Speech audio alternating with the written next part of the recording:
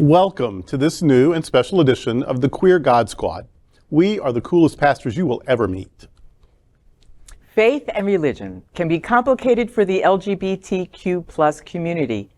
Surveys show that evangelical faith is the justification for the greatest attacks on the LGBTQ+ community. So, the Queer God Squad is going to explore our religious community. Explore the big news of the day and what it means to you. And we are going to explore if we can find some places that can help heal the pain and hurt that religion can be responsible for. We know you are going to find some hope, peace, and fun in our conversation. It's 3 p.m. and the Queer God Squad is broadcasting daily. This is live, and we are available on demand. We are available on all smart televisions, including Roku, Apple TV, Android TV, Amazon Fire TV, YouTube, and Facebook. In the entire world, nothing like this has ever existed for the LGBTQ+ community before. I am Reverend Dr. Darrell Watkins, the senior minister here at Sunshine Cathedral. I am Rabbi Noah Kitty, recently retired from Congregation Eitz Chaim. I am Reverend Dr. Ann Atwell, the Minister of Connections here at Sunshine Cathedral. I am Reverend Kevin Tisdall, the Minister of Education at Sunshine Cathedral. Radical GOP and evangelicals have launched a culture war on our LGBTQ+ community. They want to push you back in the closet. We're not going. At Sunshine Cathedral, we are here to tell you that you are God's miracle, not God's mistake. Our commitment in partnering with Happening Out Television and Queer News Tonight is to give the LGBTQ+ faith community this voice for change, for hope that you are not alone. Happening Out Television Network is a 501c3 nonprofit media platform in the television and radio model of NPR and PBS. The Queer God Squad is one of the largest LGBTQ+ media companies in America, Hotspots Magazine and Happening Out Television Network. Our mission is to support the 10 pillars of the LGBTQ+ community, including the Black community, Latino, lesbian and queer women, trans, students and youth, seniors, HIV/AIDS healthcare, social justice, business, and our 10th pillar is faith. Help us support our LGBTQ+ community. This is the Sunshine Cathedral perspective. The Supreme Court rules on graphic designer gay wedding website case. In a defeat for gay rights, the Supreme Court's conservative majority has ruled that a Denver area Christian graphic artist who designs wedding websites can refuse to work with same-sex couples.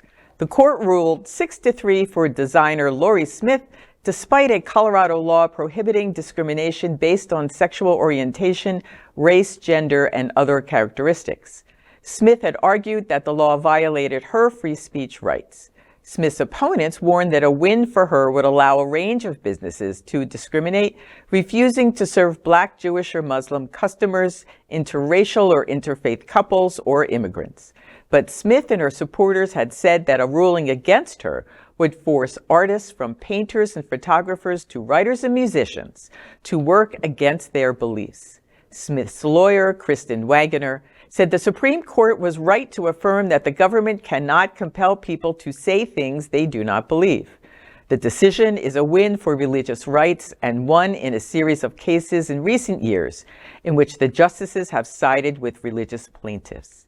Last year, for example, the court ruled along ideological lines for a football coach who prayed on the P-R-A-Y-E-D on the field at his public high school after games. Smith, who lives in Littleton, is an evangelical Christian who has said she believes marriage is only between a man and a woman. Comments? Well. Tag. Well, okay. So I think this was really a case of in your face, because I believe it's always true that a business owner can decline business. certainly anyone who has a website business, it would be different than, say, a lunch counter in the only lunch counter in town. I just, on the one hand, all it did was fan the flames of a culture war. Yeah. And that was all it did. Yeah. Yeah. And that's all it was meant to do, because there was no actual case. Right. There was There was no case. Yeah. there was no one asking her Yes. to do the act that she said Exactly. she didn't want to do. But she wanted to go to Daddy Yeah. and say, Daddy, Daddy, don't make them do that. And Yeah. Daddy said, they're not making you. Yeah. But I just want you to say it. You just have to say it. So they said it. Yeah, if they ever try to make you, well, no. But yeah, no, it's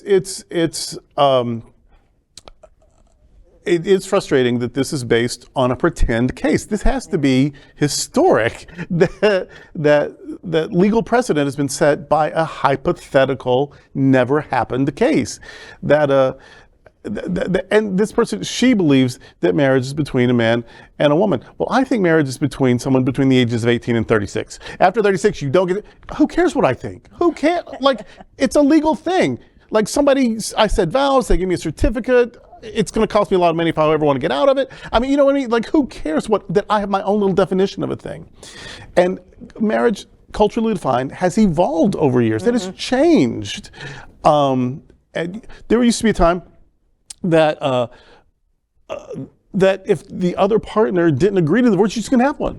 They just had veto power, and that's changed. So this idea that there's this once and for all, and I know what it is, way of how people have to covenant together and couple together, and that's just not the case. So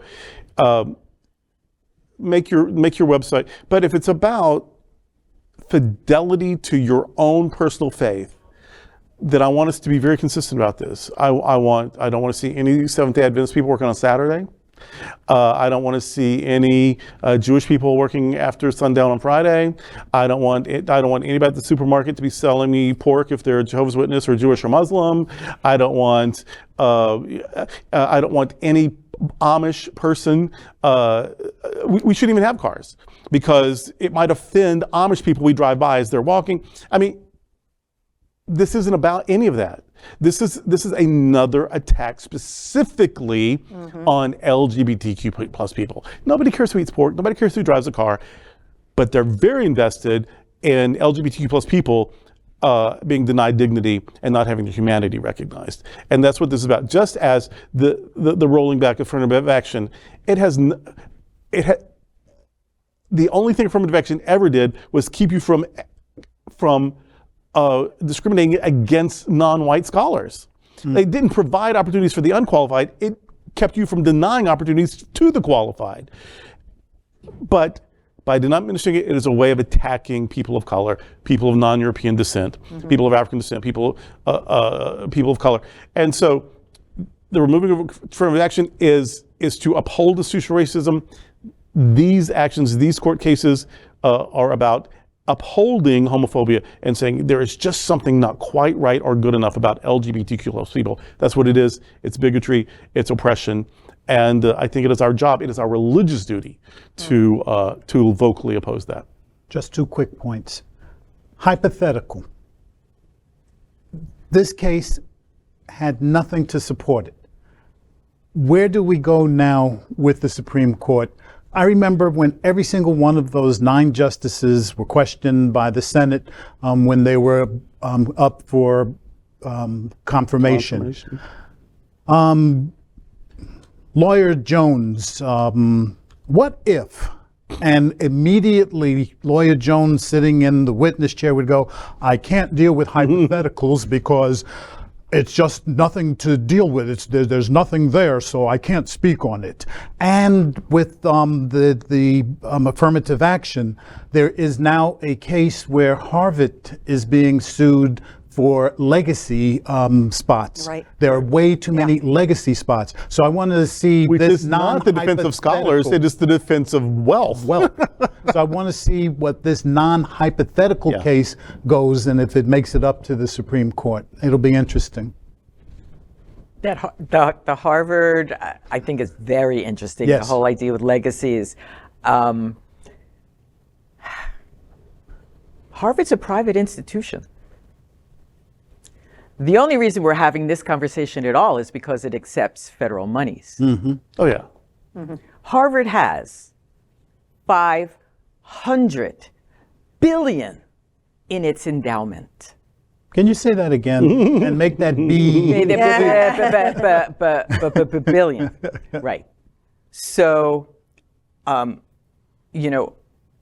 one perspective, the fact that Harvard is listening to anybody say anything about it, I think, speaks to Harvard's willingness to listen to other people. The other thing that is curious to me is when you go to Harvard, you will be taught how to be a white elitist. Because that's what they do. They do it very well. And I think most of the reason they have this legacy program, I think all colleges have it, is to build that endowment. Because as we've seen with colleges in the past 3 years, I mean, I was astounded that EDS went down. And they will rely on their legacies, who can be counted on to contribute to the endowment. So again, just looking at Harvard's side, how many people do we want to let into our institution who are proclaiming even before they get here that their entire mission is to tear us down? Interesting. I'm just, I'm not saying it's right, I'm not saying it's wrong, but I think it would be enlightening to speak to that. Why should they let people in whose express purpose is to tear it down? Well, I think they would argue that that they're not aware that they want. I think both sides.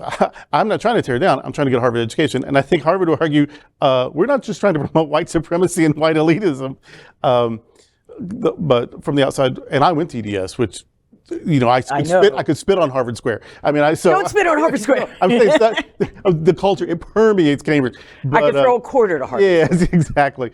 But no, I mean, obviously, the whole point of affirmative action is so that the classism and elitism and racism doesn't keep other scholars from having opportunities.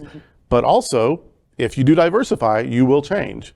And I know people are afraid of change, especially those who have benefited from things not changing for a while. We are excited to tell you that we are going to cruise the Eastern Mediterranean this fall of 2023, and that will include the world's major religious sites for Christians, Jews, and Muslims as we visit Athens and Egypt and Israel and Ephesus on our 3 continents cruise. And you can find out more and reserve your space at happeningout.travel/sunshine. Would you like to join the Queer God Squad on a special winter cruise in 2024? Well, now you can.